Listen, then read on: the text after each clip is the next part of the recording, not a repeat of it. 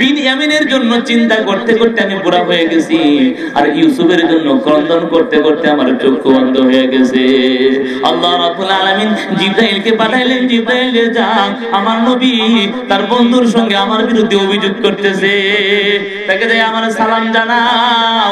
সালাম জানায়া বলো, হে বন্ধু, দুনিয়ার মানুষের কাছে অভিযোগ করতে কি আপনার লজ্জা লাগে না? হযরত জিবরাইল আসিয়া সালাম জানাইলেন, আল্লাহ আপনাকে সালাম জানাইছেন। জিবরাইল বললেন, আল্লাহর বিরুদ্ধে বন্ধুর সঙ্গে অভিযোগ করতে কেন লজ্জা লাগে না? হযরত ইয়াকুব আলাইহিস সালাম বললেন, হে জিবরাইল, ইউসুফের জন্য কাঁদতে কাঁদতে আমার চক্ষু নষ্ট হয়ে গেছে, বিনয়ামিনের জন্য কাঁদতে কাঁদতে আমার পিঠ বাঁকা হয়ে গেছে, বুড়া হয়ে গেছে। আল্লাহ রাব্বুল আলামিনের কাছে দোয়া করলেন। জিবরাইল বলেন, নবী গো, আপনি আল্লাহর কাছে দোয়া করুন, তিনি তো সবকিছুই শুনেন, তিনি হয়তোবা ইউসুফ এবং বিনয়ামিনকে ফিরিয়ে দিবেন। হযরত ইয়াকুব আলাইহিস সালাম বললেন, প্রভু,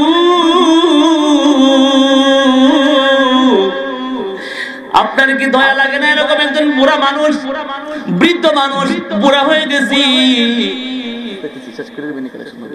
ও প্রভু, আপনার কি দয়া লাগে না? আমি বুড়া হয়ে গেছি, দুই সন্তানের জন্য ক্রন্দন করতে করতে আমার চোখের ভালো চলে গেছে, আমার পিঠ বাঁকা হয়ে গেছে। রব্বুল আলামিন, আপনি দয়া করে আমার ইউসুফ এবং বিনয়ামিনকে আমার কাছে ফেরত দিন। আল্লাহ রাব্বুল আলামিন বললেন, ফেরত দিব, একটা শর্ত আছে। কি শর্ত? আল্লাহ বলেন, হে ইয়াকুব, আপনি একটা বকরি জবাই করবেন। বকরি জবাই করিয়া এই এলাকার ভিতরে যত অসহায় আছে, গরিব মানুষ আছে, এদেরকে আপনি খানা খাওয়াইবেন। তাহলে আমি আল্লাহ অবশ্যই অবশ্যই বিনয়ামিন এবং ইউসুফকে আপনার কাছে ফেরত দিব। জোরে বলেন সুবহানাল্লাহ। কেন?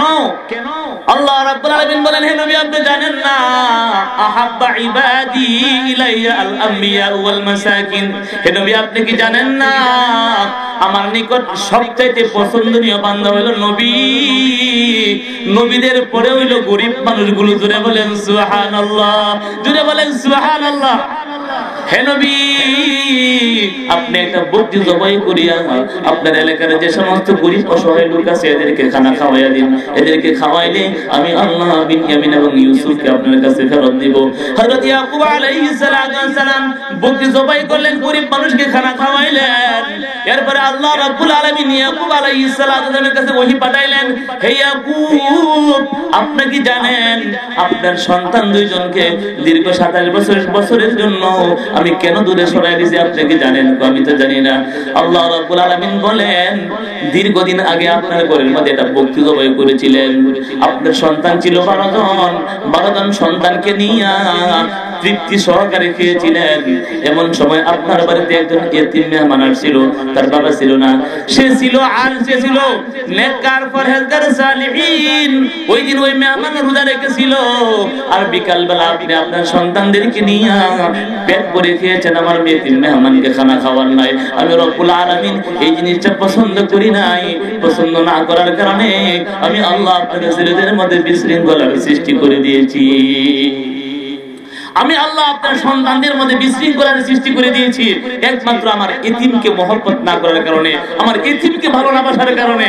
এরপর থেকে ইয়াকুব আলাইহিস সালাম নিজের ভুল বুঝতে পারলেন, ভুল বুঝিয়ে এলান করলেন, আজকের এই দিন থেকে আমার এলাকার মধ্যে যত গরিব অসহায় আছো, সবাই আমার সঙ্গে খানা খাবে।